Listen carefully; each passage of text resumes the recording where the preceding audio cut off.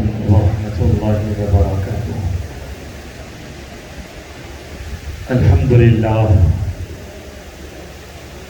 الحمدللہ وکفیٰ والصلاة والسلام علی رسولہ وحبیبہ سیدنا محمد المصطفیٰ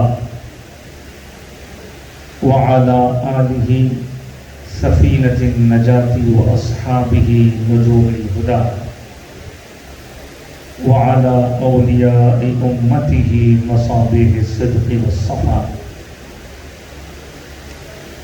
أما بعد، أعوذ بالله من الشيطان الرجيم، بسم الله الرحمن الرحيم، ويأمرون بالمعروف وينهون عن المنكر وَأُولَئِكَ هُمُ الْمُفْلِحُونَ۔ اس عظیم الشان اصلاح معاشرہ کانفرنس میں جو حضرت پروفیسر ڈاکٹر محمد عبدالستار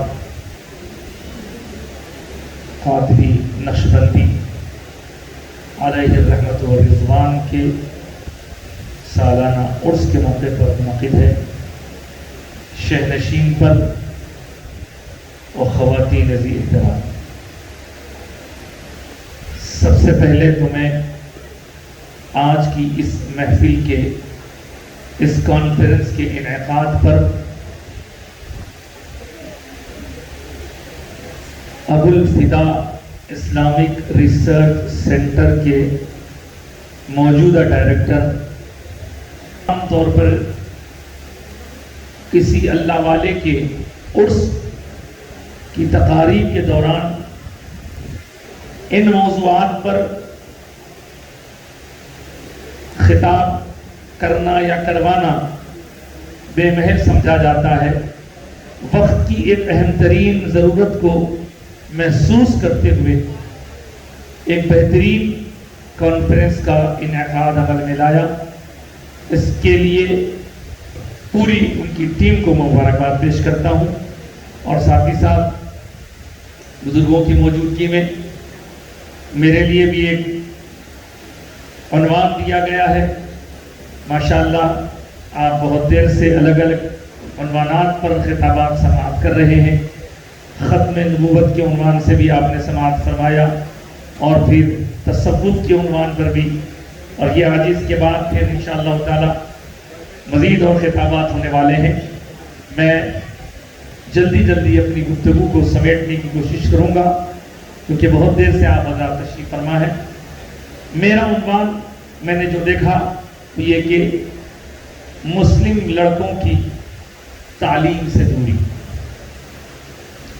یہ ایک ایسا عنوان ہے کہ جس کے متعلق سب کچھ لوگ جانتے تو ہیں، لیکن اس سلسلے میں کچھ عملی اقدام کرنے کے متعلق غور و فکر ہی چل رہا ہے۔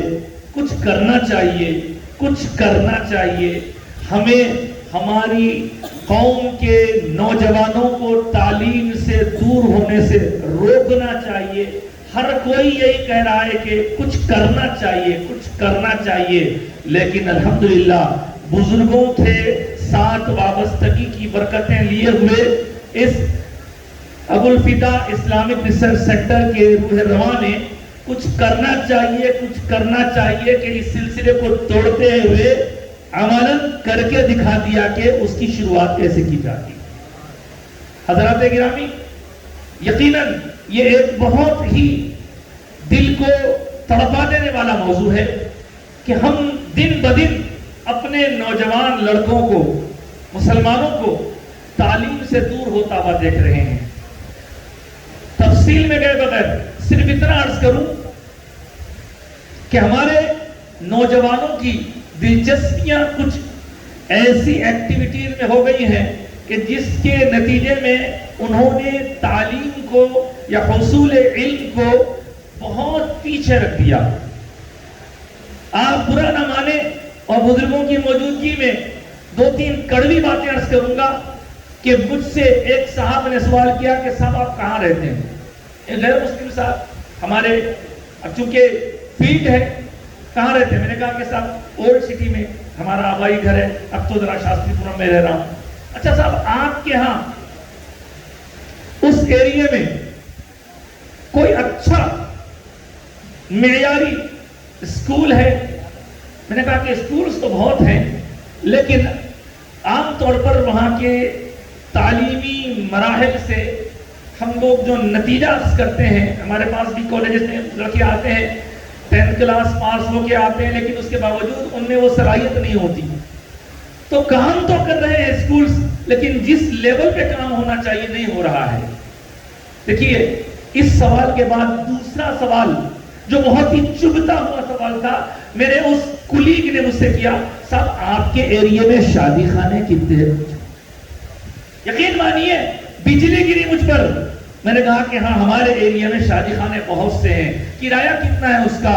یقیناً کوئی بھی شادی خانہ چھوٹے سے چھوٹا کیوں نہ ہو 50,000 سے کم تو اس کا کرایہ نہیں ہے۔ اب بڑھتے جائیں تو آپ 2 لاکھ 4 لاکھ 6 لاکھ 8 لاکھ 10 لاکھ، ایک رات میں 10 لاکھ تباہ۔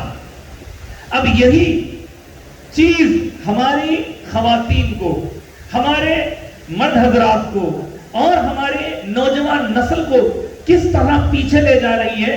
آپ دیکھیں کالجز میں بہت سارے وقت ہم محسوس کرتے ہیں کہ جب لڑکوں سے پوچھتے ہیں بیٹے آپ کل ایبسنٹ تھے، وجہ کیا ہے؟ سر فنکشن تھا۔ یہ فنکشن نے ہمیں تباہ کر دیا۔ فنکشن۔ میں اکثر ازراہ مذاق ان سے کہا کرتا ہوں بیٹے آپ دولہا تھے؟ نہیں۔ آپ دلہن تھے؟ نہیں۔ آپ قاضی صاحب تھے؟ نہیں۔ نہ آپ دولہا ہے، نہ دلہن ہے، نہ قاضی ہے، پھر آپ کے بغیر تو اب ہو جاتا تھا۔ آپ نے کیوں شرکت کی وہاں پہ؟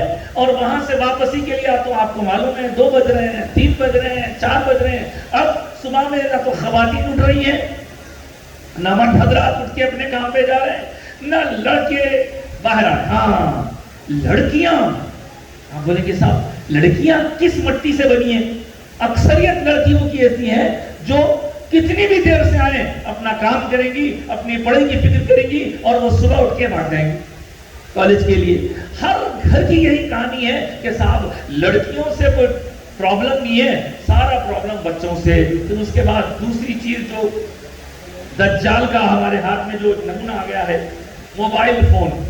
ارے صاحب ہمارے اس موبائل فون کی وجہ سے ہم کو پریورٹیز سمجھنا ہم چھوڑ دیے۔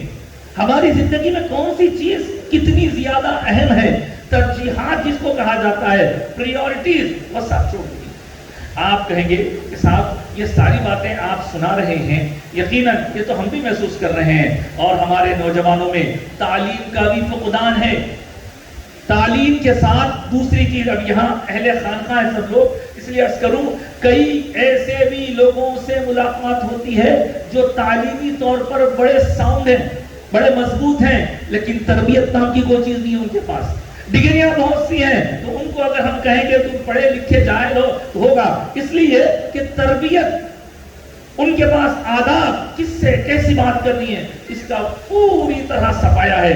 ہاں ابھی جیسے مولانا رضوان پاشا فرما رہے تھے کہ خانقاہوں میں جو تربیت دی جاتی تھی، جو لوگ خانقاہوں سے جڑے ہوئے ہیں ان کے پاس ادب ہے، اور وہاں کوئی ادب کی باقاعدہ نصابی کتب نہیں پڑھائی جاتی، بلکہ خانقاہوں کا مزاج ایسا ہوتا ہے جب وہاں کوئی شخص نیا جاتا ہے، دیکھتا ہے کہ کوئی بزرگ آ رہے ہیں تو سب اٹھ کے ان کے ساتھ ادب سے مل رہے ہیں، تو یہ خود بھی اسی رنگ میں رنگ جاتا ہے۔ آج کی اس گفتگو کا یہ ابتدائی حصہ تھا، جس کو آپ تمہید کہہ لیں یا جس کو آپ مسائل کا اظہار کہہ لیں۔ یہ تو مسائل ہیں، آپ کہیں گے صاحب مسائل تو سب بیان کرتے ہیں، حل بتائیے، حل کیا ہے اس کا؟ یہ ساری چیزوں کا سب بیان تو کر رہے ہیں، لیکن اس کا حل کیا ہے؟ میں عرض کروں، اس کا حل یہ ہے کہ ہماری ذہنی آوارگی کو چھوڑ کر ہم کسی نہ کسی اللہ والے سے اپنے تعلق کو مضبوط کر لیں۔ آپ کہیں گے صاحب دنیاوی تعلیم، جی ہاں دنیاوی تعلیم کے لیے بھی آج لڑکوں میں آپ سے عرض کروں، پھر بھی لڑکیوں میں ہوگا کچھ، آج لڑکوں کا حال یہ ہے کٹی پتنگ کی طرح ہیں، میرے سے کئی نوجوانوں کی ملاقات ہوتی رہتی ہے. جب میں ان سے ملتا ہوں اور پوچھتا ہوں بیٹے آپ کا گول کیا ہے, آپ کا ٹارگٹ کیا ہے, یقین مانیے مجھے اکثریت جو جواب دیتی ہے وہ مایوس کن ہوتا ہے. آپ بھی سنیں گے تو حیران ہو جائیں گے. بیٹے اب آپ 10th پاس کر کے کیا کرنے والے ہیں, آپ انٹر پاس کر کے آگے کیا بننے والے ہیں؟ جواب ہوتا ہے دیکھیں گے پاس ہونے کے بعد سوچیں گے. یہ پاس ہونے کے بعد سوچیں گے کا مسئلہ مطلب آپ کے پاس نہ تو کانفیڈنس ہے, نہ آپ کا ٹارگٹ ہے, نہ آپ کا گول ہے, کچھ نہیں. اور پھر ہمارے اکثر نوجوانوں کے بارے میں شکایت ملتی ہے ان کا صرف اسکول میں یا کالج میں ایڈمیشن ہو جائے تو وہ سمجھتے ہیں کہ ایڈمیشن ہو گیا خود بخود پاس ہو جائیں گے. آؤ یا نہ آؤ, یہ حقائق ہیں, یہ حقائق ہیں. ان باتوں کو اب دور کیسے کیا جائے؟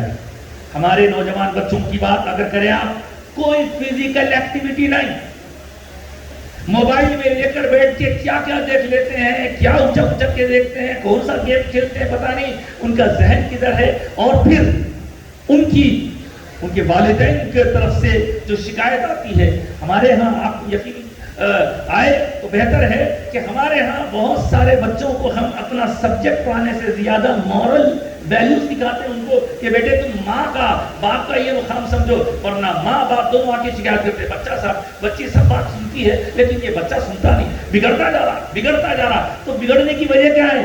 سب سے بڑی وجہ موبائل فون ہے. اس میں کیا کچھ دیکھ رہا ہے وہ. اس کے بعد پھر ہمارے پاس بڑے افسوس کے ساتھ کہوں گا کیونکہ یہاں پر بہت سارے دینی اداروں کے ارباب بھی ہیں, ہمارے ہاں دینی تعلیم دلانا ہے. جب یہ دینی تعلیم کی طرف ہم راغب ہوتے ہیں تو کیا دینی تعلیم ہوتی ہے؟ کسی ایک ملصاحب کو رکھ دیے, انہوں آ کے 15-20 منٹ موبائل میں کھیل کے, کیونکہ ان کو ایک دن میں 10 جگہ پڑھنے جانا ہے, ان کی صحیح طور پر تو خدمت ہوتی نہیں. اب وہ آتے بیچارے تھوڑا پڑھاتے, اس کے بعد چلے جاتے, صرف قرآن وہ بھی تھوڑا بہت پڑھنے آئے گا تو بہت بڑی بات ہے. ورنہ آج کل میں بڑی ذمہ داری سے عرض کر رہا ہوں اور ہر وقت عرض کرتا ہوں, میری نوجوانوں سے ملاقات ہوتی ہے, افسوس کا مقام ہے ہم سب کے لیے, آج کل بہت سارے نوجوان تقریباً 60% نوجوان ایسے ہیں مسلمان نوجوان جن کو قرآن مجید عربی میں پڑھنا نہیں آتا. یہ پوری ذمہ داری سے عرض کر رہا ہوں, میں نہیں آتا پڑھنا. اب آپ ان سے پوچھے بھی کیا کرے بھائی, میں وہ اسکول کو جاتا تھا, وہاں جاتا تھا. ارے بابا کیوں پڑھے نہیں؟ مول صاحب آنا بند ہو گئے. تو مول صاحب کیا جاتے جاتے آپ کے ہونٹوں کو لاک ڈال کے گئے تھے کہ نہ پڑھے؟ اور اس کے بعد پھر ہم رومن انگلش میں قرآن پڑھ رہے ہیں, ہم ہندی میں قرآن پڑھ رہے ہیں. مجھے بتائیے کیا ہندی میں قرآن پڑھتے وقت تجوید کے قواعد کا پورا لحاظ رکھا جا سکتا ہے؟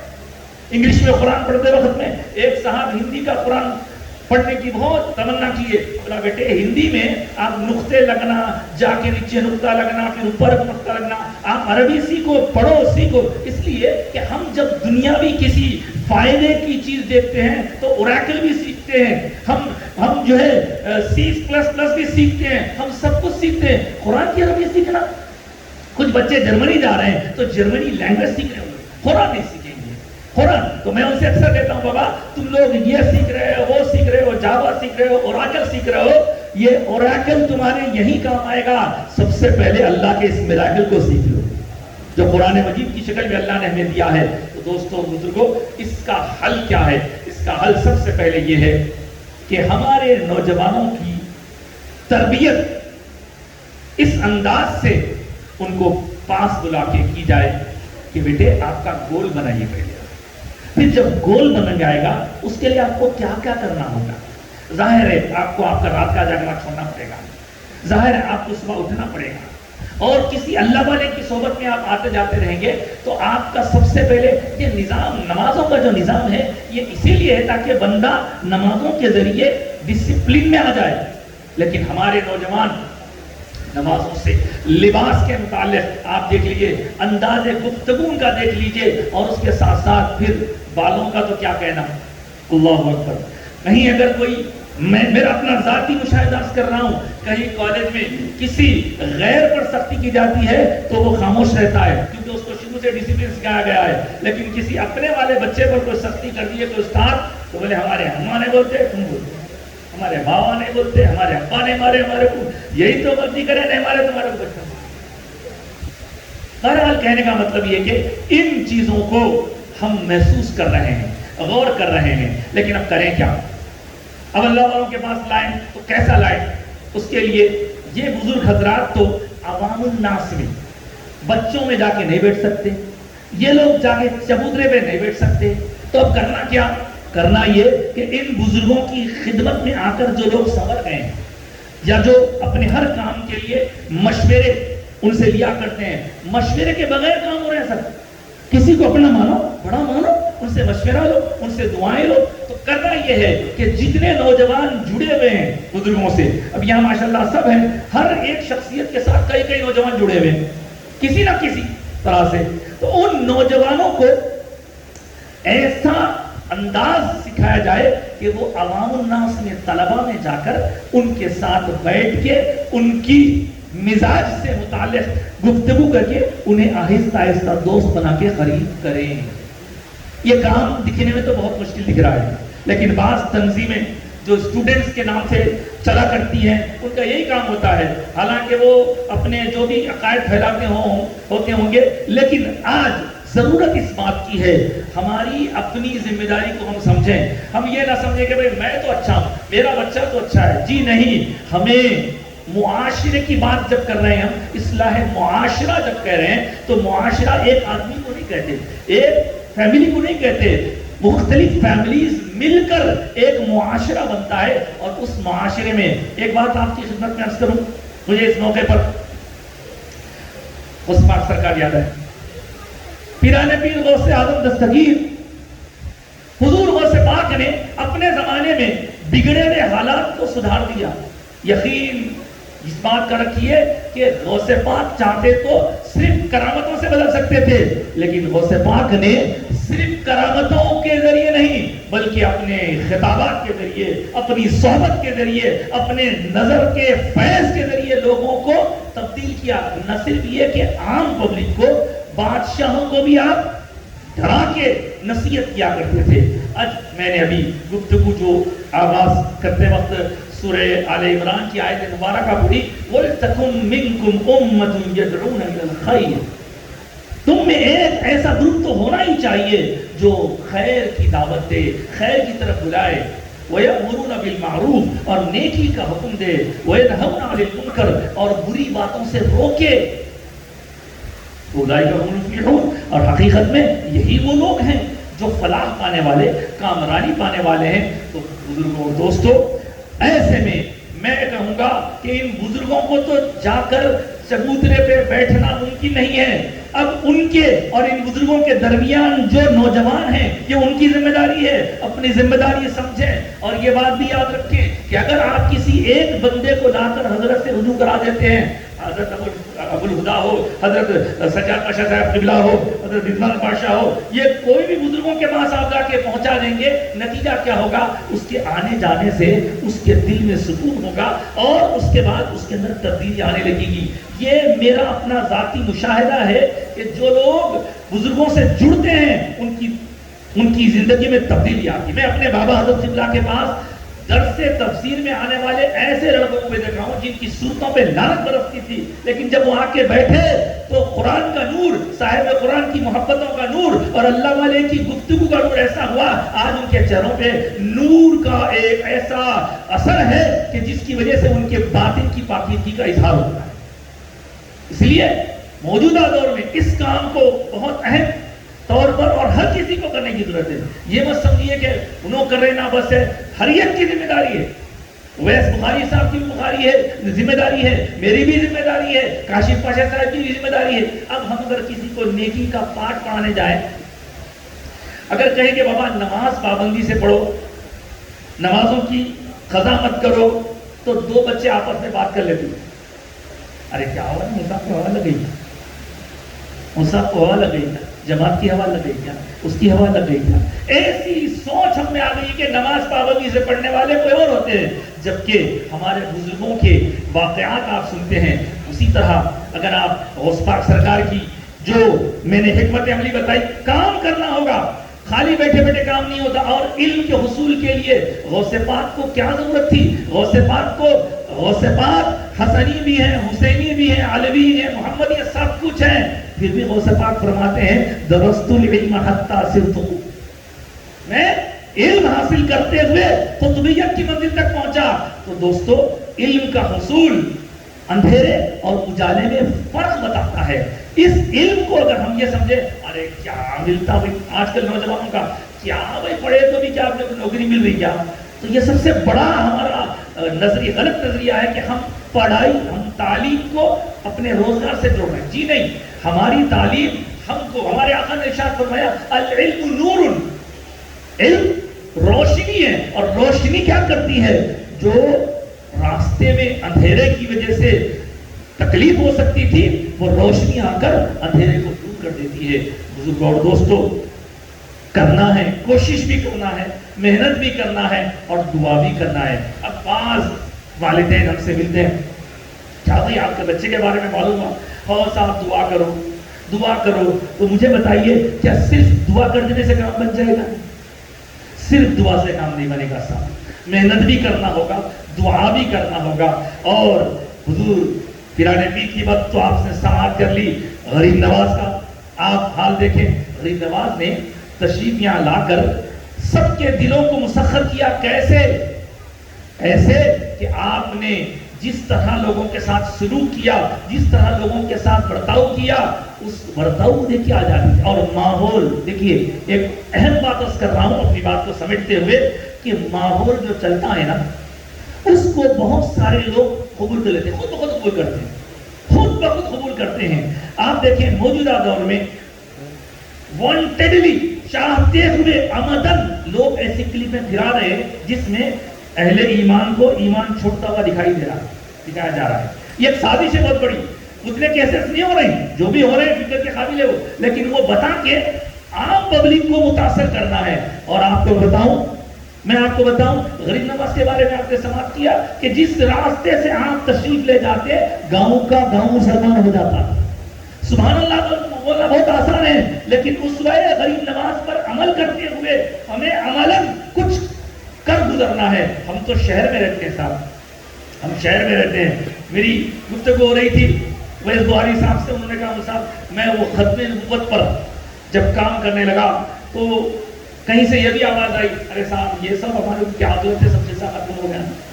مجھے یاد ہے جب جو نیا فتنہ اٹھتا ہمارے اسلاف نے ان فتنوں کو دبانے کے لیے کام کیا۔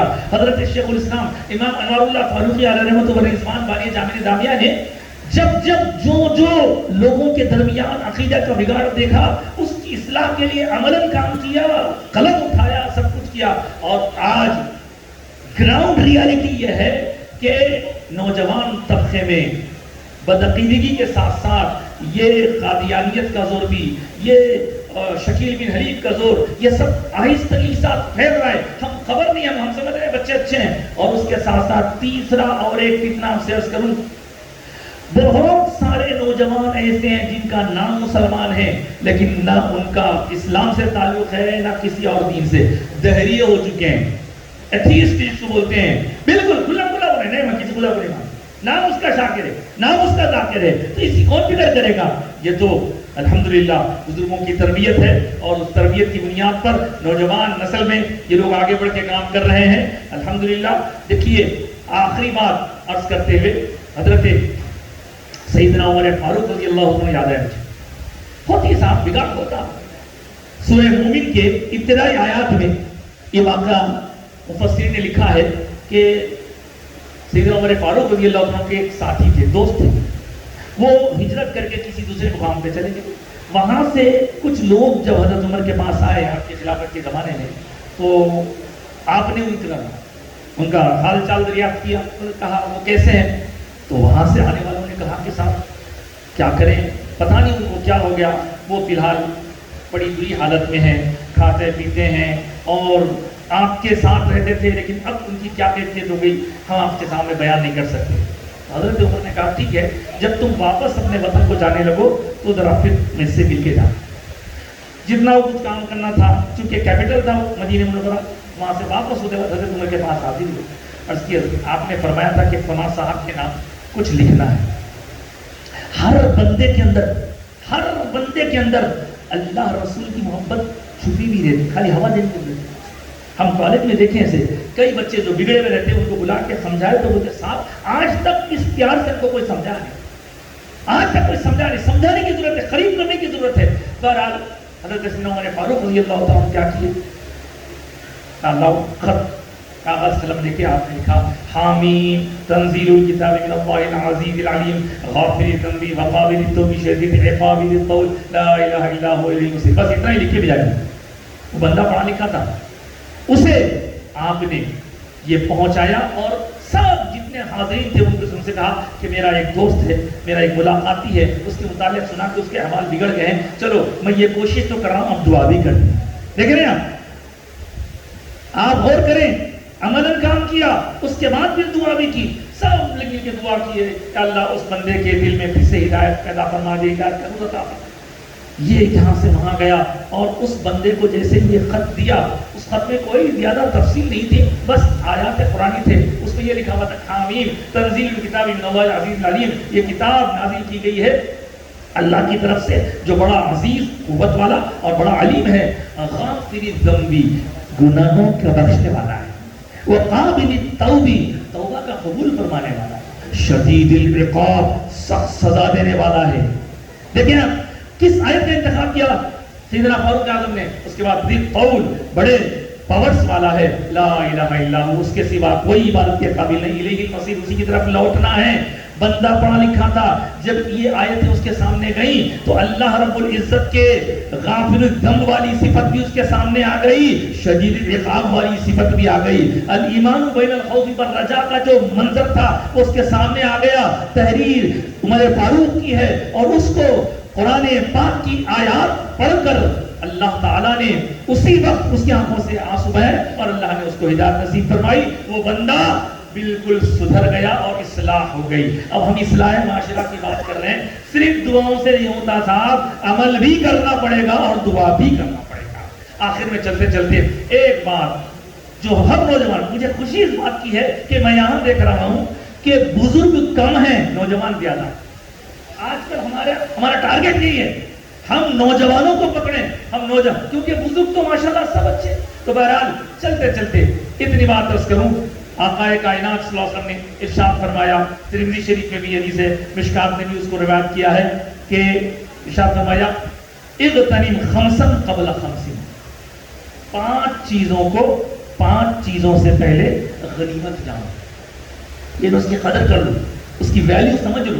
پانچ چیزیں ایسی ہیں، ان سے پہلے پانچ چیزوں کا تمہارے پاس ہونا یہ بہت بڑی نعمت ہے۔ سب سے پہلی چیز جو سرکار دو عالم صلی اللہ علیہ وسلم نے ارشاد فرمایا، تمہاری جوانی تمہارے بڑھاپے سے پہلے تم غنیمت جانو۔ آج جوانی میں تم جو کچھ کر سکتے ہو، ہاتھ پاؤں میں دم ہے، دماغ تازہ ہے اور پڑھ سکتے ہو، لکھ سکتے ہو، تم جو ہے پتھروں میں سے نہریں کھول سکتے ہو، لیکن اگر یہ وقت چلا گیا، یہ وقت ضائع کر دیا گیا تو پھر بعد میں کمزوری ہوگی، ہاتھ اٹھانا چاہو گے اٹھ نہیں سکے گا، قدم اٹھانا چاہو گے اٹھ نہیں سکے گا، کمر جھکا دے گی اور کچھ سوچنا چاہو گے تو دماغ تمہارا درد محسوس کرے گا۔ لہذا جوانی کو، اب جو جوانی ہے، جو طاقت قوت، اسے بڑھاپا آنے سے پہلے غنیمت جانو۔ دوسری بات میرے آقا نے ارشاد فرمائی، صحت کو آپ کو آج جو صحت حاصل ہے، پتہ نہیں کب کیا ہو جائے اور صحت میں کیا خرابی آ جائے۔ ہم نے دیکھا کئی لوگ کووڈ کا شکار ہو گئے۔ جو صحت ہے، اس صحت کو بیماری آنے سے پہلے غنیمت جانو، کیونکہ جب بیماری آ جاتی ہے تو آدمی کمزور ہو جاتا ہے، بہت کچھ کرنا چاہتا ہے، کر نہیں پاتا۔ تیسری چیز میرے آقا نے یہ ارشاد فرمائی کہ اگر آج تمہارے پاس مال ہے، دولت ہے اور اس کا تم صحیح استعمال کر سکتے ہو، تو ایک وقت ایسا بھی آتا ہے لوگوں پر جب دولت اس کے پاس نہیں ہوتی، تو آج تمہارے پاس غنا ہے، مال ہے، دولت ہے، تو تمہارے پاس محتاجی آنے سے پہلے اس مال کی قدر کر لو، درست جگہ اس کو استعمال کر لو۔ اور اس کے بعد سرکار کائنات علیہ السلام نے ارشاد فرمایا، یہ زندگی، جو تمہاری جو زندگی ہے، اس زندگی کو غنیمت جانو موت سے پہلے۔ اس طرح ان چیزوں کو سرکار کائنات نے قدردانی کرنے کے حوالے سے ارشاد فرمایا. آج میں سمجھتا ہوں یہاں جتنے موجود ہیں، خواتین ہوں یا نوجوان ہوں، وہ اس عزم کے ساتھ یہاں سے اٹھیں گے کہ ہم کو بزرگان دین کا فیضان، سرکار پاک علیہ السلام کا ارشاد. آپ کو بتاؤں ایک بات یاد آئی، جب حجۃ الوداع کے موقع پر میرے آقا نے ارشاد فرمایا کہ جو یہاں موجود ہے غیر موجود تک بات پہنچا دو، تو کئی ایسے صحابہ تھے ان کے بارے میں ہم کو سیرت کی کتابوں میں ملتا ہے کہ وہ اپنے گھر نہیں گئے، آقا کا پیغام پہنچانے کے لیے دنیا کے الگ الگ حصوں میں نکل گئے. تو ذمہ داری کو ہم اپنی سمجھیں اور اس ذمہ داری کو نبھانے کے لیے کمر بستہ ہو جائیں. میں اپنی گفتگو کو ختم کرتے ہوئے اتنا ہی عرض کروں گا کہ کوشش کرتے رہنا ہے تدبیر کے دستے زرعی سے، تدبیر کے دستے، کچھ نہ کچھ تدبیر کرنا ہو، خالی ہاتھ میں ہاتھ دھرے بیٹھے نہیں ہوتا. تدبیر کے دستے زرعی سے تقدیر درخشاں ہوتی ہے، قدرت بھی کرم فرماتی ہے جب کوشش انسان ہوتی ہے. وما علینا الا البلاغ.